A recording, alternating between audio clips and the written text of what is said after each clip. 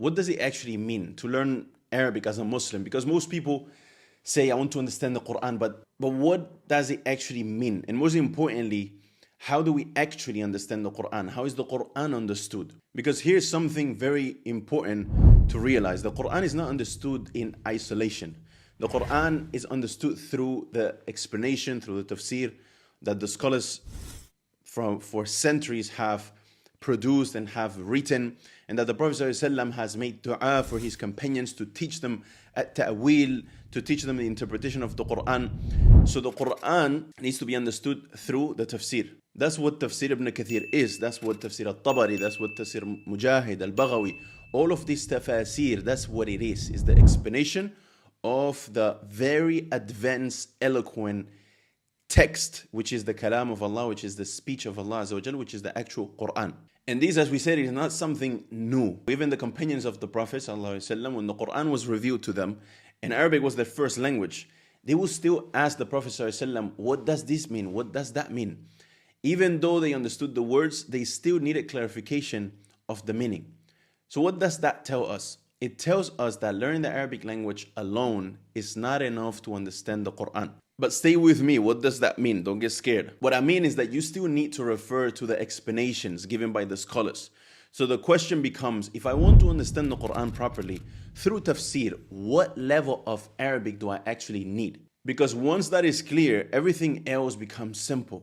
Now, instead of aiming for something vague, like I want to be fluent in Arabic, we define a very clear target, which is I need to reach a certain level in Arabic to understand the Quran through the tafsir, because that is where your connection with the Quran deepens. That is where meanings are explained. That is where your understanding of the deen expands.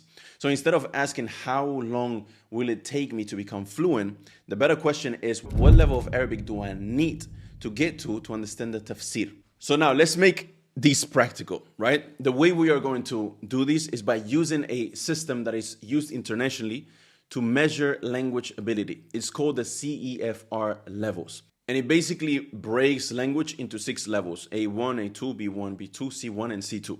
Now, before we apply this to Arabic, let's understand what these levels actually look like. I'm going to show you short examples in English so you can clearly see the difference between each level. A1 level. This is a text in A1 level. I go to the store every day to buy food. I like simple things, and I do not speak much. I understand basic words, but I still need help when people speak fast or use long sentences. Now, this is A2 level. I went to the store yesterday to buy some food for the week. It was not too busy, so I was able to find everything I needed. Sometimes I still have difficulty understanding longer conversations. Now, this is B1 level. I went to the store to buy groceries, and although it was a bit crowded, I managed to find everything. Quick note, if you want the step-by-step technical breakdown of how I learn the Arabic language, how my students are learning the Arabic language right now at Al-Andalusi Institute, I have a 1-hour in-depth video that I have linked in the first link in the description. In that video, I explain the method and everything that's required in order for you to achieve that goal, and even learn from the comfort of your home as if you went to study to Egypt, Mauritania, Medina, or whatever it might be.